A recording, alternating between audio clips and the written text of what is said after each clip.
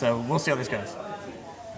We obviously saw this matchup earlier on, drawing in time. So Yes. interestingly, the final obviously not timed, so plenty of time to durdle around and have a wet noodle fight against each other.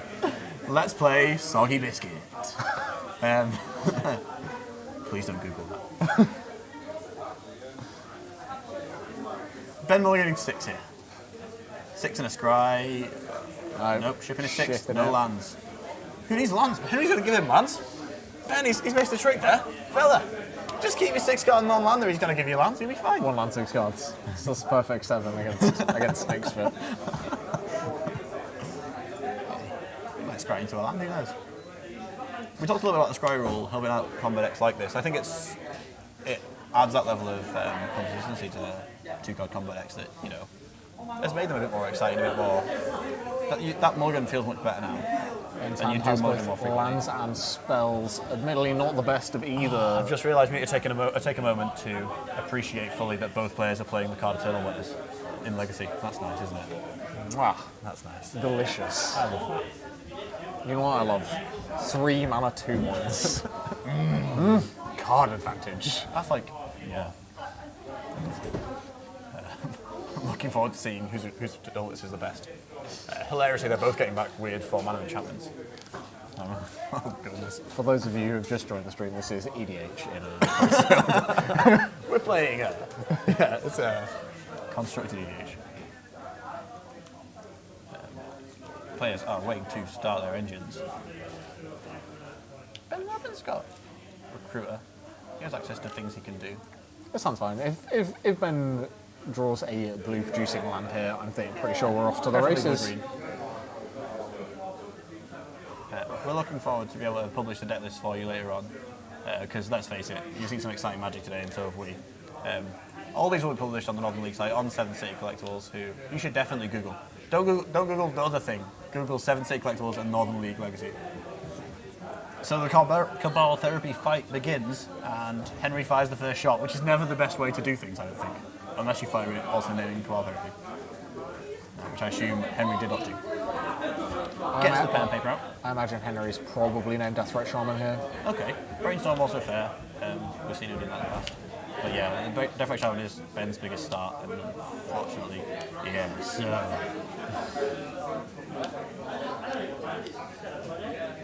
Ben Flounders naming... Also whiffing.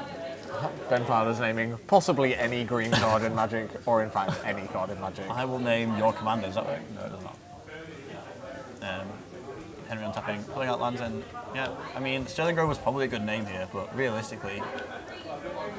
So like, the standard rule of thumb for therapy is to name the card that you're most afraid of, right? So for this deck, I imagine Pernicious Deed is the card I'm most terrified of, because it removes all of my permanents, and that sounds awful. But, you know, Ben can combo instant speed, so Pernicious Deed not the worst in the world. You know... But I think he'll struggle. Does he not want a green source here? What does he want double black for? Yeah, he's thinking about it. He was just showing off to his opponent that he's got these sweet dual lands. Look at me, I got an Underground Sea. How many do you have? None? Oh, I win the money war. Tapping out for spell strength. Draw a card. What a little efficient little 1/1 that is. It's so efficient and adorable. It's adorable. The best thing about this little 1/1 is that you can Cavern Harpy back to your hand and recast it. And this is just like Strange Birds Tribal, isn't it? Harpies and owls. Yeah, it's yeah. So he has a shroudy deed. Henry following up with yet another very irritating permanent. One thing Legacy does do is showcase old cards as well as new cards. We've got Recruiter of the Guard and Pernicious Deed that are potentially coming into play in the next few over the course of the next I mean, few times. Belfry Strix is relatively recent. It's only in the past few years that card came out. Yeah, and of course not playable in any other formats really, other than that Commander. So, which of course we're witnessing now. I think it'd be rather too powerful for any other formats. It's really good in modern. It's just so unbelievably efficient. Henry, I've got all these sweet spells to cast. I assume it's going to be an Eidolon, although he has access to this. He doesn't have Eidolon. He has Academy Rector and Green Sun Zenith in his hand, so I think he's considering whether he wants to So tap out for this Rector, because like you can Rector or out. he can Green Sun Zenith here for a Veteran Explorer and then sack it to Cabal Therapy, casting his. So yeah, he can do this anyway. This is free. So he can do this. He doesn't get access to a second. So the only issue here is that he doesn't get to sacrifice his Rector, which he could otherwise do. So like his other option here would be to sacrifice his Rector to. So I think the line I actually follow here is sacrifice my Rector to go and get a Humility, and then follow that up with a Curse of Death's Hold from my. Is Humility in the main? Humility is not in the main. That is a very good point. Which is interesting because I think I would be including Humility in there. It's just such a shutdown card for any matchups where the creatures actually Probably better have than Parallax Wave, although I do like the combo Parallax Wave of exiling itself and then putting it back into. Yeah, it's very interesting. It's also buys you a lot of time against a lot of decks, whilst Humility, if people are spamming out elemental tokens like we saw earlier, then it's not necessarily going to do much to those 1/1s other than make them more 1/1-y. Yeah, you're right. What do you think Henry named? I think he might have named Aluren or Recruiter. Oh, named Eternal Witness. I suppose that's sensible. If you whatever card you name, that Eternal Witness is going to get it back. Yeah, So right. I mean, but Ben can now end step and Light Tutor. Limnal's Vault and then Light Tutor. He doesn't like all of his cards. But he has access to False Will basically. well, he can. So, oh no, Ben can Light Tutors. He can Limdor's got the win. Vault and Light Tutor. Ben's got the win. Well, Ben in Light Tutors here for the Aluren, Oh no, but he can pop the deed for 4. but he can also pop the deed for 4. Okay, so Ben needs to wait. Because Ben can just leave the Aluren in play until he draws a second Recruiter, and if at any point Henry deeds, Ben can win at instant speed. So he untaps and plays this Recruiter. Ben unfortunately doesn't have any copies of Pithing Needle in his sideboard for deed in the post board. So Ben's going to make this why is he Aluren doing here, that? and then immediately follow up with a Recruiter of the Guards. I think that has to be wrong. Although actually, no, because Henry can just wait for the trigger to go on the stack and then pop deed. Okay, so he's responding to the spell. But this forces him to pop his own Sterling Grove, I guess. And then Ben gets to resolve his trigger. I mean, So he gets to resolve the trigger here, and almost certainly get another Recruiter of the Guard. that's why. Or maybe Charlotte if you just want to go on the beats plan. But it's up to Ben. Yeah, okay. Yeah, you can always cast Recruit next turn and then just cast Charlotte. Whereas if he draws Aluren next turn, it's much better to have a Recruiter of the Guard. So I played a lot of Shardless Bug in our local store where Ben plays a lot of Aluren. The amount of times he's had the top deck Aluren for the win, otherwise I've won, and he's done it, it's like frustratingly high. So don't count on that just yet. And Henry, doesn't have access to a sacrifice effect for this Academy Rector that he's putting into play. So, here we go. Interestingly, Ben No force. Ben chooses to let that Rector resolve and not force it. Well, no, with he wants to Limbo Vault, I think, because he can. the thing is, I think if you're playing a top deck war here, Ben's in really good shape if you force the Rector. if you force the Rector. But if you don't, he gets to Limbo Vault now, and then True. If you don't do it, then you get to Limdor's Vault probably now win next turn. until you see Aluren and win next turn. Because that does mean Henry has to draw the Pernicious Deed before. Or alternatively, a Cabal Therapy. I guess what you do now is only force things that lose you the game, but Rector doesn't lose the game. It's pretty rough. What's he got? Doom Wake Giant. Can't do anything. That also does all kinds of nothing. Yeah, nothing. Just nothing. I love how we have to think though, just in case. Like, what niche interactions could Henry have where he accidentally puts an enchantment into his hand and then casts it? Okay, so yeah, Ben's basically won. But cast the longest magic card in the world. Guys, we're gonna do resolve his Limbless Hole. This card, it's like you have to Forever. yeah, you basically scry until you're happy with the 5 cards on. No, it's not that difficult. But Ben's resolved many a Limbless Vault is time. The interesting interactions you have are like, depending on the number of the factors that the number of cards in your deck has, you can or can't manipulate your library in certain ways. Yay! We got there. He's found the Aluren. So now, untap. It'll be interesting to see if Ben has a blue card to match this force, just as like a, ha ha ha, look at me.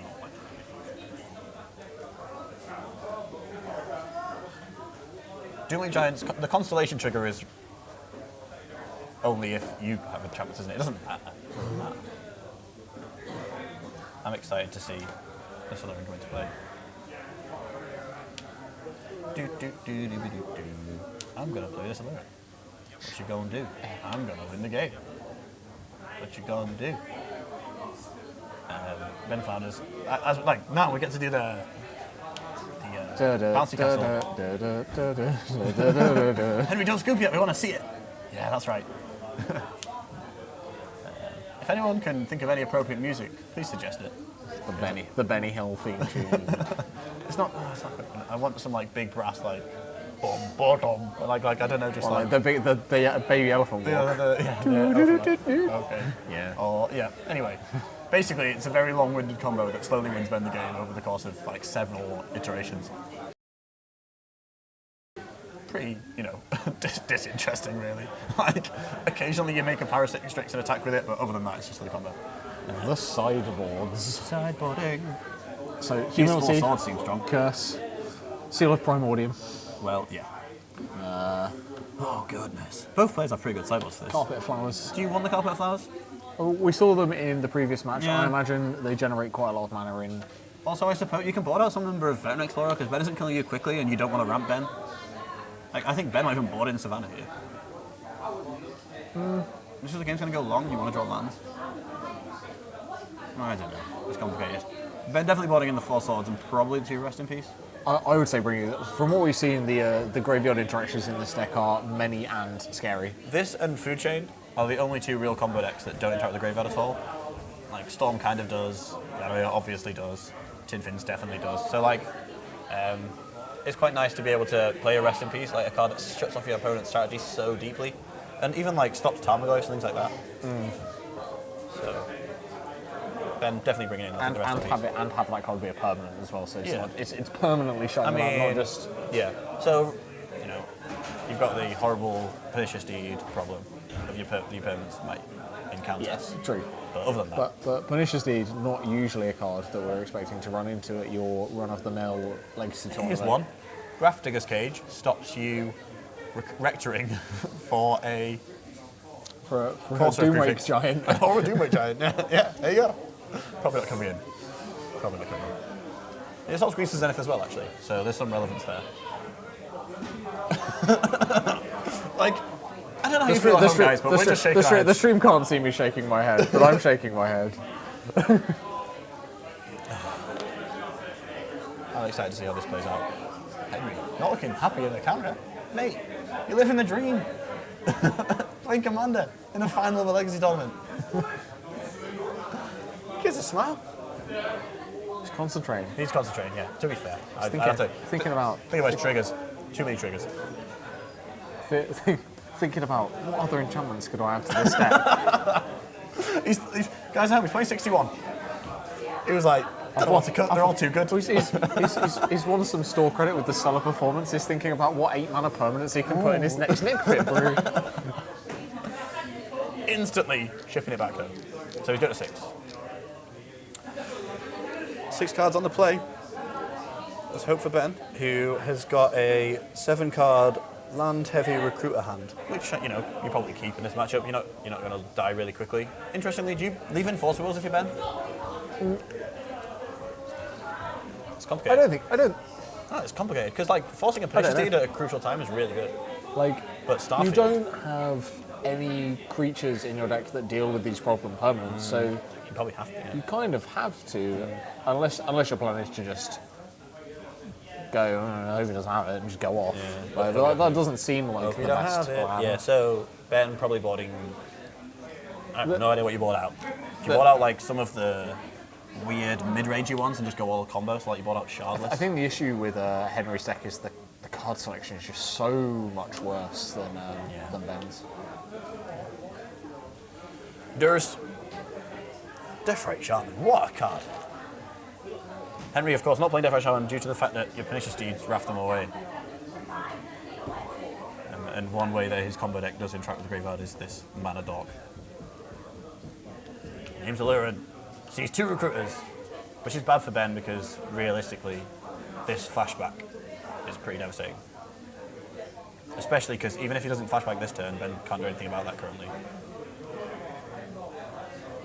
Come on, brainstorm.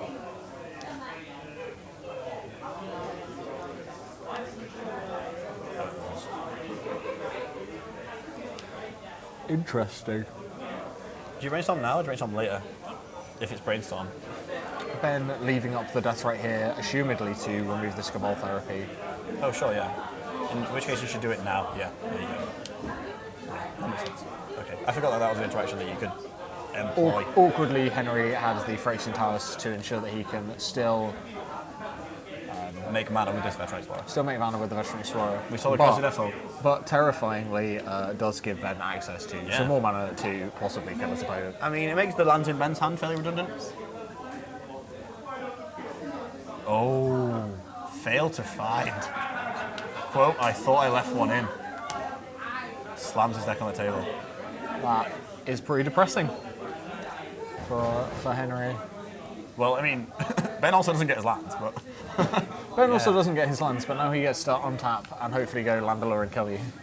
Yeah. As his opponent has one untapped land of the colourless That's really rough for variety. Henry. Real unfortunate misplay. So I mean, if we draw an Aluren here, we are good to go. There are like quite a lot of draws that are really good here. That fetch line didn't appear to go straight to the bin, so it doesn't look like we're... We'll probably recruit or attack, maybe? Ben's left in Abrupt Decays. I think that's pretty ballsy because of Sterling Grove, but I guess maybe you just have to have removal for these sorts of things. Well, Sterling Grave is Yeah, not going to be in play. Well, yeah. The point is, yeah, because your Abrupt Decays has to be pointed at the Sterling Groves because they're in play. So you have to have 2 essentially to kill any one thing.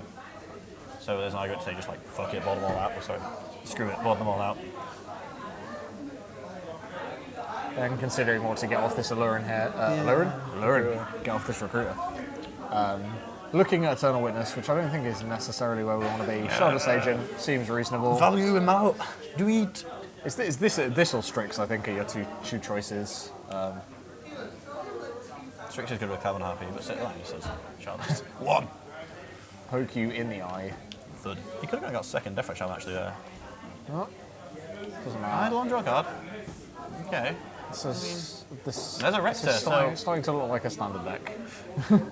I mean, we're gonna make a Rector and put Barney into play. If so this is that's an Aluren. Okay, Aluren. There we Yeah, go. okay. Oh, we just reveal it, Ben. Don't make me do the Ben Heal theme.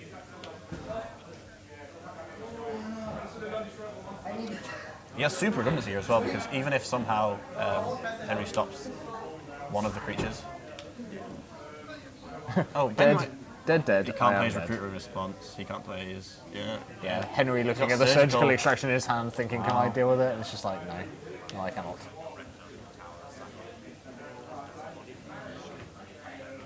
Oh yeah, that's pretty good. Curse of Death Solids. Does stop the combo. Well, there we go. Ben Flounders is boom. the champion. So, that was a lot of fun. I mean, if I'm honest, bit of an anticlimax. I want to see the game that plays out when Henry does fetch a Veteran Explorer there. I don't know. I think we kind of Henry's luck almost ran out because he's playing a deck that has very little card selection other than Sensei's Divining Top.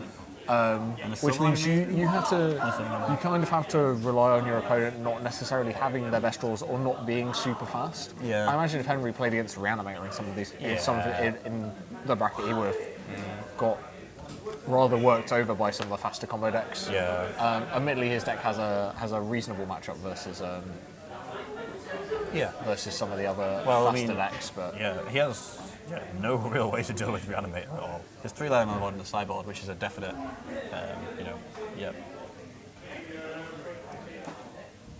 So, Henry not getting there. Sorry guys on the stream if you're expecting a really exciting Nyxfit brew winning the day. And he has done a lot of winning in the past. Don't get me wrong, Henry, champion of this archetype, if you can call...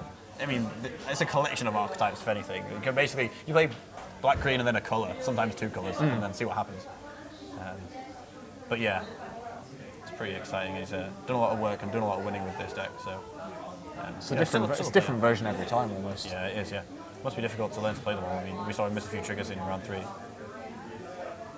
We're coming back to the booth. Hey guys. So this is still Luke and Barney. We've just seen the final here at IQ Games Huddersfield. Our winner Ben Flounders is going away with a hefty amount of store credit from yourselves at 7 City Collectables. Indeed. Northern League events always run really, really well and regularly run here at IQ Games Huddersfield. There's one in Liverpool shortly, and there's one coming up in... Yeah, we've got another Legacy event coming up next weekend in Liverpool. I'm going. You going? I'm obviously going. You're obviously going? Yeah. Looking forward to it. Definitely you should all guys come down if you get the If you want opportunity. to play some pre-Christmas Legacy. And if you're not in the UK, you can fly to the John Lennon Airport, get I would say it's probably about £40 taxi to Just Play, where you should definitely pre-reg. Because it'd be really awkward if you get there and haven't pre-reg. On a serious note though, definitely come down. I know it's a little bit out of the way on the West Coast, but worth a visit. The store's lovely and new, very nice. Ian and Richie, friends of the organisation, and good, wholesome, like real life gamers that have started the store on their own. Meanwhile, here at IQ Games, we've had a lot of fun.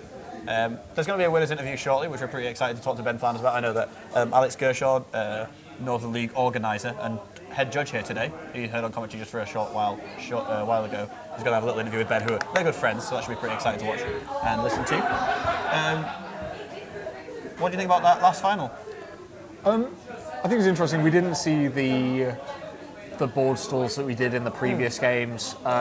Mostly they get to play out their games. They're going to take so long. Oh, well, I think on turn 4. I think Ben was more restricted by Henry in those earlier games. Yeah. Henry had more interactive spells. Got to Cabal therapy off a little bit. Whilst in those other games, Henry was just like at the mercy of his deck. If you're not having these veteran explorers starts in the Nyxfit deck, that's one of the ways it does fall down. Is that you don't get this accelerant, which means you can't play your big permanents. And because you don't have copies 5 through 8 of Veteran Explorer, you're often going to find that it's just not getting there all the time. Yeah, Greece is okay, and you think Henry played a lot more Phyrexian towers. I've played a singleton Phyrexian tower in a lot of these sort of Nyxfit builds in the past. I know Henry has as well.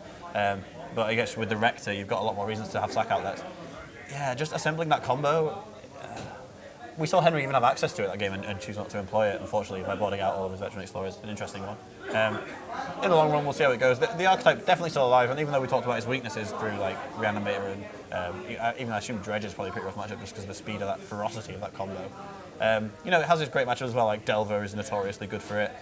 Interestingly, it's not very good against Chalice on 1 decks, which is pretty weird because you'd think that a weird big rampy deck would be good against almost all of its spells that it needs to go to keep going top. All of its utility spells are top, and Cabal therapy, even they're all 1-drops, and it's difficult to resolve those spells for a Chalice on 1. It's really hard to resolve your spells for a Chalice on 1, and playing a land a turn is not going to get it done. Yeah, in Legacy. and you don't play the full complement of Replicates because usually you're Pernicious Deeding away lots of their threats, and getting to that amount of mana without the combo is not great.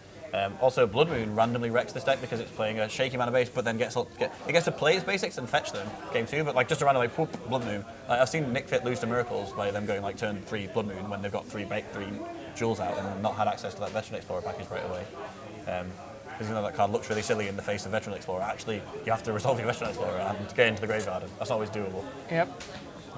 But it's a lot of fun, and like we said, you can play whatever the hell you want. Yeah, exactly. That's the beauty of Legacy. Is there's a lot of people complain that Legacy is very limited in what you can play. There's all of these Miracles is oppressive, blah blah blah. It's it's not. You're not always going to play against these oppressive control decks every game. You play against almost anything in Legacy, which means you can play almost anything, as Henry's demonstrated here. Yeah. So we're going to go now just for a short while. We'll look forward to hearing from the guys up top, where there's a winners interview. We'll be back later and see you shortly.